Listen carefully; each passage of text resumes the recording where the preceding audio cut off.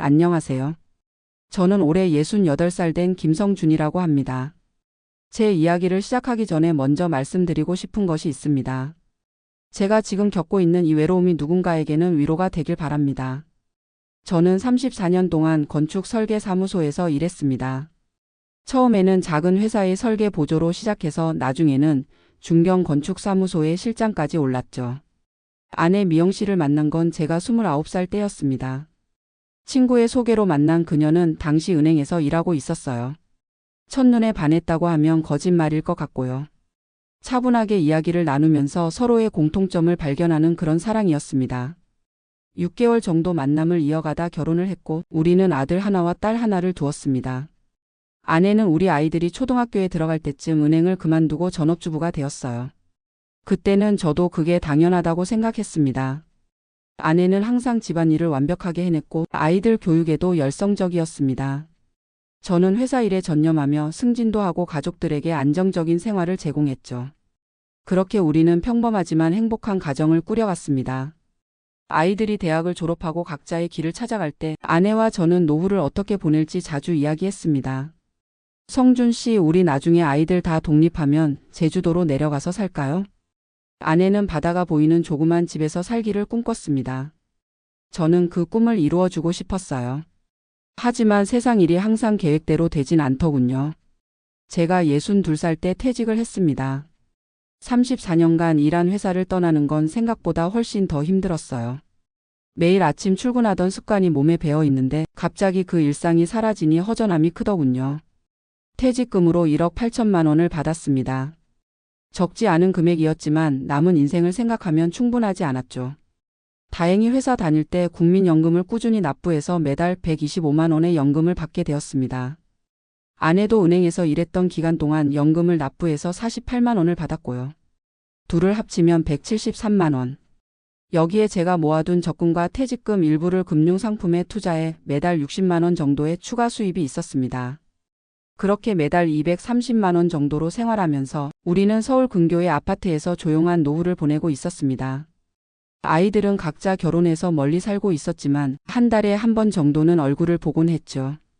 퇴직 후 처음 6개월은 정말 행복했습니다.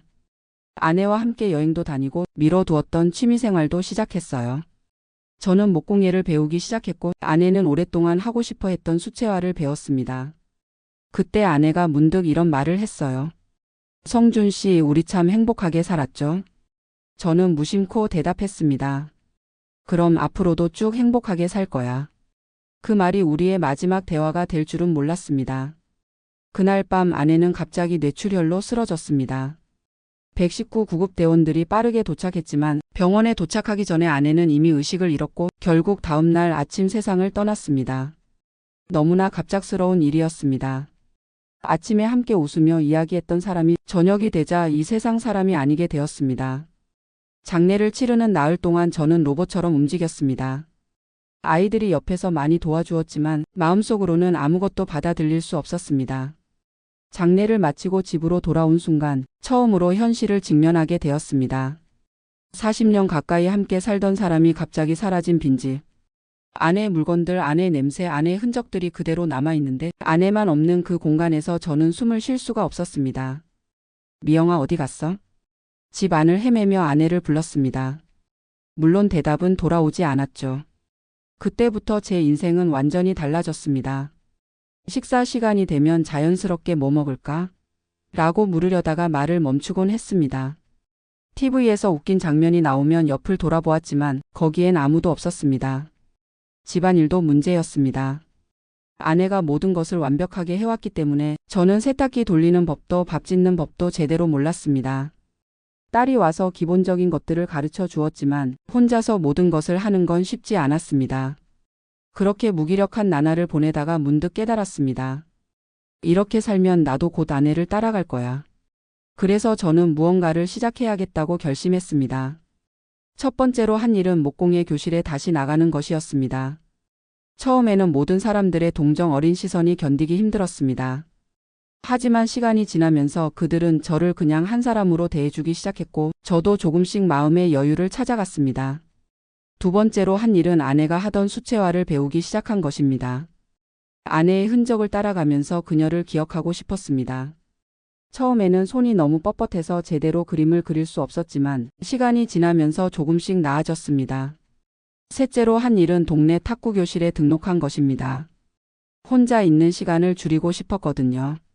이렇게 바쁘게 지내면서 저는 조금씩 아내 없는 삶에 적응해 갔습니다.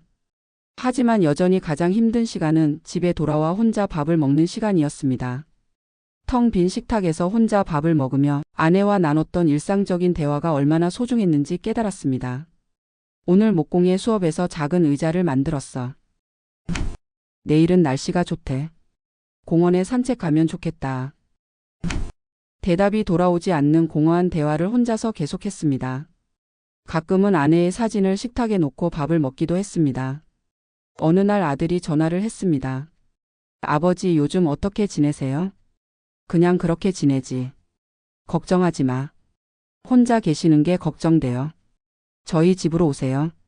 아들은 저를 자기 집으로 모시고 싶어 했습니다. 하지만 저는 거절했습니다. 아들아, 너희 가족도 있는데 내가 가서 방해할 순 없어. 방해 같은 소리 마세요. 아버지는 우리 가족이잖아요. 결국 저는 한 달 정도 아들 집에서 지내보기로 했습니다. 아들과 며느리 그리고 초등학교 다니는 손주들과 함께 생활하는 것은 분명 활기찼습니다. 아침에 일어나면 손주들이 할아버지 하며 달려와 안기고 저녁에는 모두 함께 식사를 하며 이야기를 나눴습니다. 그러나 한 달이 지나자 저는 다시 제 집으로 돌아가고 싶어졌습니다. 아무리 가족이라도 서로의 생활 패턴이 다르니 불편한 점이 있었고 무엇보다 저는 아들 가족에게 부담이 되고 싶지 않았습니다. 아들아, 고맙지만 나는 내 집으로 돌아갈게.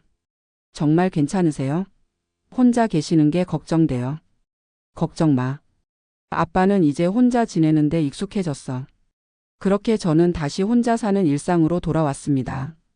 하지만 이번에는 조금 달랐습니다. 아들 집에서 지내면서 깨달은 것이 있었거든요. 나도 누군가에게 필요한 사람이 되어야 한다. 그래서 저는 동네 복지관에 자원봉사자로 등록했습니다. 처음에는 단순히 시간을 보내기 위해 시작한 일이었지만 점차 그곳에서 새로운 의미를 찾게 되었습니다. 복지관에서는 목공의 기술을 활용해 초등학생들에게 간단한 목공 작품 만드는 법을 가르쳤습니다. 아이들의 순수한 웃음과 호기심 어린 질문들이 저를 살아있게 만들었습니다. 할아버지, 이렇게 하면 되나요? 응, 잘하고 있어. 그 다음에는 이렇게 해보렴. 아이들이 만든 작품을 들고 좋아하는 모습을 볼 때면 가슴 한구석이 따뜻해지는 느낌이었습니다. 복지관에서는 다른 자원봉사자들과도 친해지게 되었습니다. 대부분 저처럼 은퇴한 분들이었고 비슷한 처지이다 보니 자연스럽게 대화가 이어졌습니다.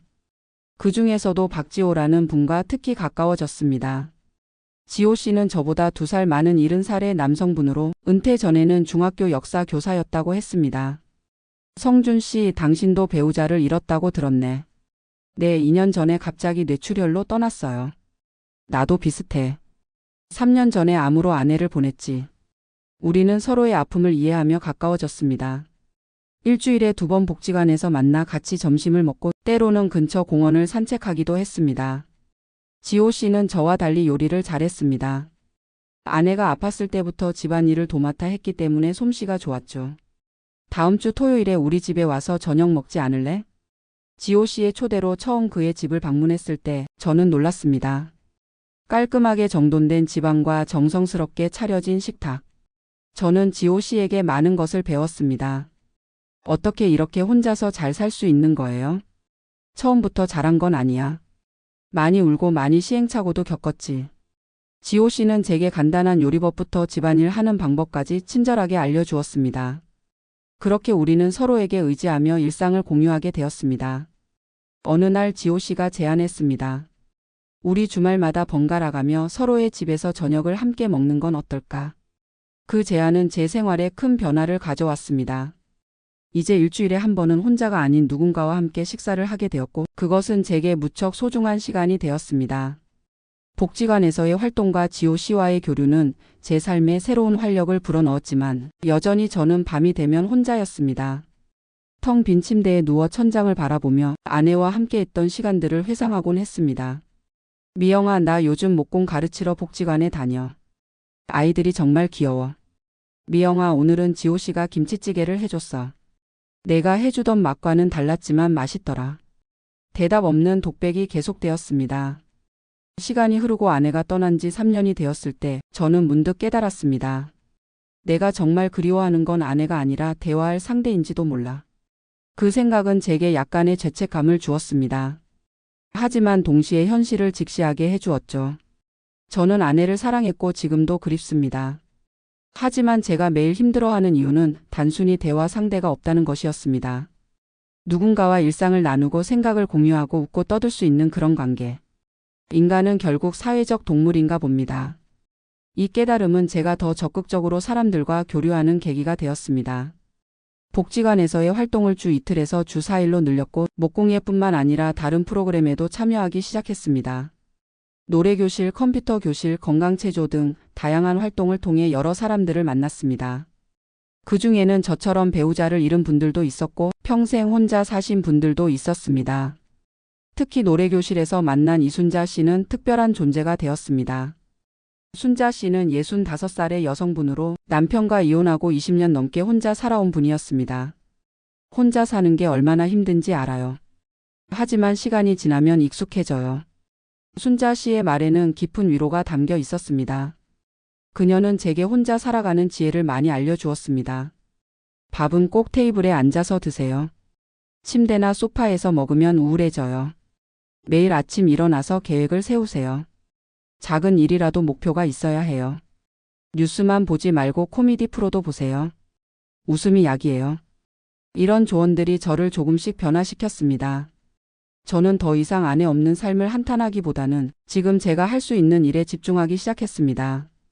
어느 날 복지관 관장님이 저를 불렀습니다. 김성준 씨, 혹시 우리 복지관에서 정식으로 일해보실 생활의요? 제가요? 하지만 저는 자원봉사자인데. 어르신들이 김 선생님 목공 수업을 아주 좋아하세요. 주 5일 와서 일하실 수 있으면 계약직으로 모시고 싶습니다. 그것은 예상치 못한 제안이었지만 저는 기쁜 마음으로 수락했습니다. 월급은 많지 않았습니다. 주 25시간 근무에 월 95만 원 정도였지만 저에게는 돈보다 중요한 것이 있었습니다. 나는 아직 누군가에게 필요한 사람이다. 그 생각이 저를 아침마다 일어나게 했습니다. 목공 수업을 위한 교환을 만들고 재료를 준비하고 학생들의 작품을 평가하는 일은 제게 큰 보람을 주었습니다. 그리고 뜻밖의 일이 생겼습니다. 복지관에서 진행한 지역 노인 공예 대회에 제 학생들의 작품이 출품되었는데 그중 한 작품이 대상을 받은 것입니다. 김성준 선생님 덕분입니다. 정말 감사합니다. 학생들이 기뻐하는 모습을 보며 저는 눈물이 날 것 같았습니다. 아내가 살아 있었다면 얼마나 자랑스러워했을까 하는 생각이 들었습니다. 미영아, 내가 이제 선생님이 되었어. 내가 보면 믿겠어? 그날 밤 저는 오랜만에 편안하게 잠들 수 있었습니다. 꿈에서 아내를 만났습니다. 아내는 미소를 지으며 말했습니다. 성준 씨, 잘하고 있어요. 이제 혼자서도 잘 살 수 있죠? 꿈속에서 저는 고개를 끄덕였습니다. 응, 걱정하지 마. 나 이제 괜찮아. 그 꿈 이후로 저는 조금 더 평온한 마음을 갖게 되었습니다. 아내는 더 이상 없지만 그녀의 사랑과 기억은 여전히 제 안에 살아있다는 것을 깨달았습니다. 복지관에서 일한 지 1년이 지났을 때 지호 씨가 흥미로운 제안을 했습니다. 성준 씨, 우리 쉐어하우스 해볼까? 쉐어하우스요? 그래, 우리 같은 독거노인들이 한 집에 모여 사는 거야. 각자 방은 따로 있고 거실과 부엌만 공유하는 거지. 처음에는 낯선 개념이었지만 점차 그 아이디어가 마음에 들기 시작했습니다. 혼자 사는 것보다는 누군가와 공간을 나누는 것이 경제적으로도 정서적으로도 도움이 될 것 같았습니다. 그렇게 저와 지호 씨, 그리고 복지관에서 만난 또 다른 두 분과 함께 4명이 모여 쉐어하우스를 시작했습니다. 우리는 지하철역 근처에 큰 빌라를 임대했고 각자 방 하나씩을 사용하며 거실과 부엌을 공유했습니다. 처음에는 적응하기 어려웠습니다. 오랫동안 혼자 살다 보니 타인과 공간을 공유하는 것이 불편하기도 했습니다. 하지만 시간이 지나면서 우리는 서로의 생활 패턴을 존중하는 방법을 배웠고 자연스럽게 가족 같은 분위기가 형성되었습니다. 매일 저녁 함께 식사를 하고 주말에는 번갈아가며 요리를 담당했습니다. TV를 보며 웃고 떠들기도 하고 때로는 진지한 대화를 나누기도 했습니다. 무엇보다 더 이상 밤에 혼자 있지 않아도 된다는 것이 큰 위안이 되었습니다. 화장실에 가다 쓰러져도 도와줄 사람이 있다는 안도감, 아침에 일어나면 인사를 나눌 수 있는 사람이 있다는 기쁨, 그런 작은 것들이 제 삶의 질을 크게 향상시켰습니다. 셰어하우스 생활이 1년쯤 지났을 때 우리는 더 큰 도전을 시작했습니다. 우리 작은 텃밭을 가꿔볼까요? 집 근처에 공동 텃밭을 임대해서 상추, 고추, 토마토 등을 심기 시작했습니다. 땅을 일구고 씨앗을 심고 물을 주는 과정은 생각보다 힘들었지만 그만큼 보람도 컸습니다. 첫 수확을 했을 때의 기쁨은 말로 표현할 수 없었습니다. 우리가 직접 기른 채소로 만든 저녁 식사는 그 어떤 고급 레스토랑 음식보다 맛있었습니다. 이렇게 4명이 모여 사니까 월세도 절약되고 좋네요. 맞아요. 혼자 살 때보다 난방비도 훨씬 적게 들고 경제적인 이점도 컸습니다. 월세와 공과금을 나눠내니 부담이 줄었고 식재료도 대량으로 구매해서 나누니 절약이 되었습니다. 아이들도 우리의 셰어하우스 생활을 좋아했습니다. 이제 저 혼자 있는 것을 걱정하지 않아도 되니 안심이 된다고 했죠. 아버지 이렇게 지내시니 정말 좋아 보여요. 그래 나도 만족해. 혼자 있을 때보다 훨씬 재미있어. 셰어하우스 생활 2년 차에 우리는 작은 여행을 계획했습니다. 다 같이 제주도로 4일 여행을 떠난 것입니다. 아내와 함께 가고 싶었던 제주도를 다른 친구들과 함께 가는 것이 처음에는 이상했지만 새로운 추억을 만드는 것도 의미 있다고 생각했습니다. 제주도의 푸른 바다를 보며 저는 아내에게 말했습니다. 미영아, 나 제주도에 왔어. 너와 함께 오지 못해서 미안해. 바람이 불어오는 것 같았습니다. 마치 아내가 괜찮아 잘 지내고 와요라고 말하는 것처럼요. 그 여행은 우리 모두에게 특별한 시간이었습니다. 같은 연령대의 친구들과 함께하니 걸음 속도도 비슷하고 관심사도 맞았습니다. 우리는 오름을 천천히 오르고 해변을 거닐고 맛있는 음식도 함께 즐겼습니다. 저는 가끔 아내가 함께했더라면 하는 생각이 들었지만 동시에 지금 이 순간도 소중하다는 것을 느꼈습니다. 제주도에서 돌아온 후 우리의 셰어하우스 생활은 더욱 돈독해졌습니다. 서로를 더 깊이 이해하게 되었고 작은 갈등들도 대화로 해결해 나갔습니다. 처음에는 그저 외로움을 달래기 위해 시작한 셰어하우스였지만 어느새 우리는 서로에게 없어서는 안 될 존재가 되었습니다. 제가 68살이 된 지금 아내를 잃은 지 6년이 지났습니다. 처음 몇 년간은 정말 힘들었지만 지금은 새로운 삶의 방식을 찾았습니다. 아내 없이 사는 법을 배운 것이 아니라 다른 방식으로 사람들과 연결되는 법을 배운 것이죠. 복지관에서의 일은 계속하고 있습니다. 이제는 목공예뿐만 아니라 그림 수업도 가르치고 있어요. 아내가 하던 수채화를 배워서 이제는 다른 사람들에게 가르치게 되었다니 인생은 정말 예측할 수 없습니다. 셰어하우스 멤버 중 한 분이 건강 문제로 요양원에 가게 되어 새로운 멤버가 들어오기도 했습니다. 처음에는 적응이 쉽지 않았지만 이제는 또 다른 가족이 되었습니다. 가끔 아이들이 손주들을 데리고 놀러 오기도 합니다. 4명의 할아버지가 있는 집이니 아이들에게는 놀이동산 같은 곳이죠. 할아버지, 오늘은 무슨 장난감 만들어 주실 거예요? 오늘은 작은 자동차를 만들어 볼까? 아이들의 웃음소리가 집안에 가득할 때면 저는 행복을 느낍니다. 물론 여전히 아내가 그립습니다. 특별한 날이나 우리의 결혼 기념일에는 더욱 그 빈자리가 크게 느껴지죠.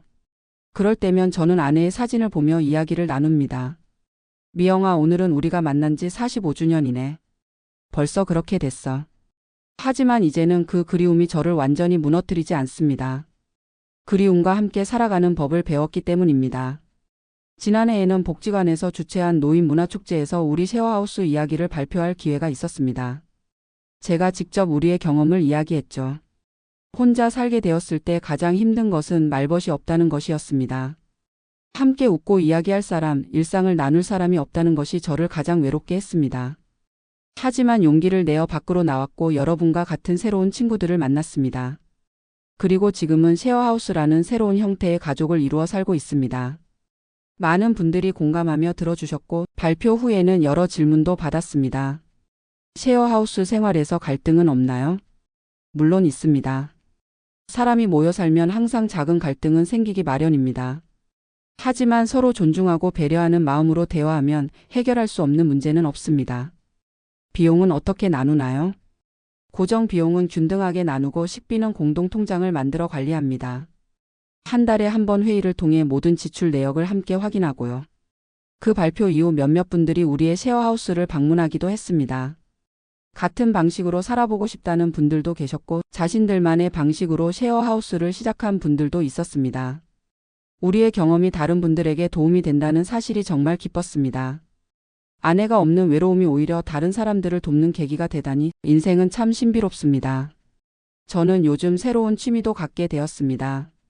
바로 글쓰기입니다. 처음에는 그냥 일기처럼 시작했는데 점차 제 경험과 생각을 정리하는 글로 발전했습니다. 노년의 외로움을 이기는 법, 함께 사는 즐거움, 말벗의 소중함 등등. 이런 주제로 글을 쓰다 보니 제 자신의 생각도 더 명확해졌습니다. 복지관에서 글쓰기 동아리도 만들어서 비슷한 경험을 가진 분들과 글을 나누고 있습니다. 서로의 이야기를 읽고 공감하며 위로받는 시간이 됩니다. 어느 날 동아리 회원 중 한 분이 제게 물었습니다. 성준 씨는 정말 대단해요. 어떻게 그렇게 긍정적으로 지낼 수 있는지. 저는 잠시 생각하다가 대답했습니다. 저도 처음엔 그렇지 않았어요. 아내가 떠난 후 2년 정도는 정말 살고 싶지 않았습니다. 하지만 어느 순간 깨달았어요. 내가 이렇게 무기력하게 살면 아내가 원망할 거라고요. 그래서 한 걸음씩 나아가기 시작했습니다. 처음엔 정말 작은 목표부터요. 오늘은 산책 10분만 하자, 오늘은 새 요리 하나만 배워보자, 이런 식으로요. 그게 도움이 됐나요? 네, 정말 도움이 됐습니다. 작은 성취가 모여 자신감이 생겼고 그 자신감으로 더 큰 도전을 할 수 있었어요. 복지관에 나오고 쉐어하우스를 시작하고 지금의 제가 되기까지요. 제 말을 들은 그분의 눈에 눈물이 맺혔습니다. 아마도 자신의 상황과 비슷하다고 느끼셨나 봅니다. 저도 할 수 있을까요? 물론이죠. 천천히 하지만 꾸준히 나아가면 됩니다. 그리고 기억하세요. 당신은 혼자가 아니에요. 우리가 함께하니까요. 그 대화 이후 그분도 조금씩 변화하기 시작했습니다. 복지관 활동에 더 적극적으로 참여하고 새로운 사람들과 교류하려고 노력했습니다.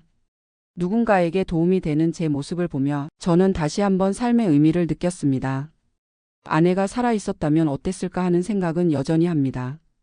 하지만 이제는 그 생각이 제 삶을 멈추게 하지 않습니다.